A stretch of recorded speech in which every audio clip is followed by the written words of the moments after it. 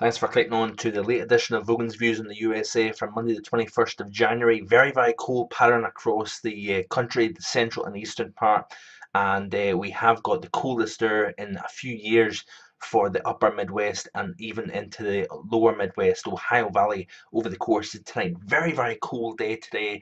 And this is setting the stage for what will be a frigid night across North Dakota, extending all the way into the Ohio Valley. Look at these temperatures here, already back down to 9 degrees after only a high of about 11 today. 5 below zero across Minneapolis after a high of only about 4 below from what I could see, and even up into International Falls, the icebox of the nation, was seeing temperatures really struggle to about 14 below zero over the course of this afternoon. But clear skies, light winds tonight, and of course widespread snow cover, especially up across the Midwest. We're going to be looking at temperatures tanking over the course of tonight. These are the forecast lows of the Weather Channel, and you can see here 31 below up in International Falls, 14 below in Minneapolis, and 1 below zero, which is quite impressive and reasonably rare to see a sub-zero low, given the fact that we don't have any snow on the ground in the Chicago area. So it's quite an impressively cold night, that's for sure. Not unheard of, but it is quite unusual to see that taking place. And really, folks, I do think that these temperatures are probably a little conservative in a few places. Wouldn't surprise me if it got to about 35 below up in International Falls, perhaps even 17 or 18 below across the Minneapolis area. But certainly we're going to see a system pushing into the northwest tonight. It's actually a clipper system that's coming down from the northwest, and we have got, of course, very frigid winds blowing across the Great Lakes.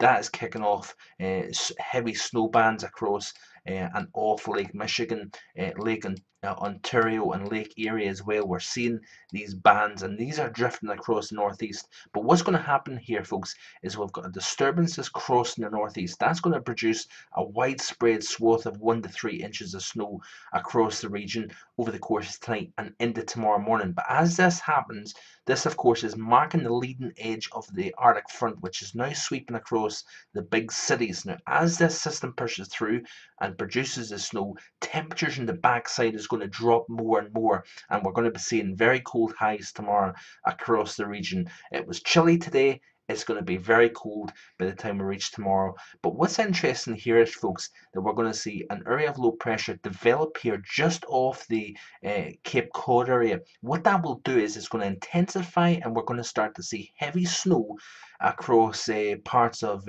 Connecticut, through Rhode Island, and especially up across the Massachusetts area. Near the Cape, we could see as much as 6 to 12 inches of snow from this system. So it's going to be the biggest snowstorm of the season so far for this region. But certainly across the Boston area, where they've really been struggling this year so far, could be seeing 3 to 6 inches across the Boston area by the time we reach tomorrow morning. So certainly it'll be interesting to pay attention to this. The overall pattern of the ECMWF, you can see trough in place. Very, very cold air is getting driven right over the heart of the upper Midwest in through the Great Lakes, and as we progress towards the next few days, the core of the cold air will slide eastwards. Now you can see here by the time we get to Wednesday, while highs tomorrow reach the mid-20s across the big cities, anywhere from Washington up through Baltimore, Philadelphia, New York City, and Boston, we're going to be seeing the temperatures continue to drop off. Once the system clears out, clear skies, winds will start to lighten up, and it's tomorrow night with that fresh snow on the ground, we're going to be talking about very, very cold temperatures.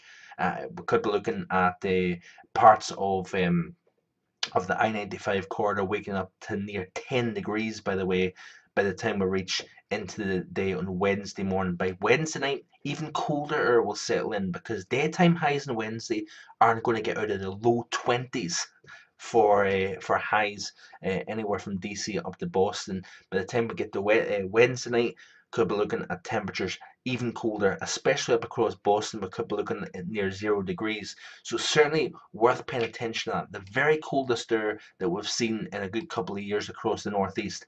Now by Friday, we've got yet another system. This system could be a much bigger deal compared to the one we're going to see over the next 12 hours. Look at these snow totals here, folks, off the GFS. You can see here a decent snow across West Virginia, the mountains of northern Virginia, Maryland, extending through the Delmarva, the northern part of the Delmarva through New Jersey, and up into the southern half of New England as well. This will produce a widespread 3 to 6 inches of snow, with locally higher amounts in the mountains. But once this system pushes through, yet another lobe of Arctic air will push in for the weekend. Highs again will be struggling to get out of the low 20s on Saturday for the I-95 corridor. Even colder than what we're going to be seeing over the next few nights, potentially on Saturday night into Sunday morning. Could see lows in the single digits by the time we get to Sunday morning. So lots of things in the cards. It's going to be a very, very impressive spell of winter weather over the next 5 to 7 days. We're going to see a warm-up coming up into the early part of next week, but certainly February looks as if it's going to produce another couple of shots of Arctic air. So certainly it's not like anything was seen last year where it was very mild. Hope you have a good evening. Bye for now.